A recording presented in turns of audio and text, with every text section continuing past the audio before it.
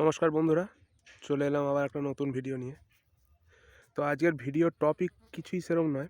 এই যে দেখতে পাচ্ছেন, বাদামে মাটি দিচ্ছে আমাদেরই গ্রামের একজন। তো এখন ঘড়ির কাঁটায় ঠিক বাজে 11:30। তো দেখুন, একজন কৃষক হতে গেলে কতটা পরিশ্রম করতে হয়, অথচ এত পরিশ্রম করার পরেও তার সঠিক ফল পাওয়া যায় না। যেমন আলুর ক্ষেত্রে হলো, বাদামেও কি হয় দেখতেই পাচ্ছেন। এই কড়া রোদে যে দেখুন, সূর্য মাথার উপরে দেখতেই পাচ্ছেন, আর সেই রোদের মধ্যে এখনও দেখুন কাজ করে চলেছে। বুঝতেই পারছেন, এনার বয়স প্রায় 60-এর ওপর। দেখুন, এই হচ্ছে কৃষকের জীবন। কি আর বলবো বলুন।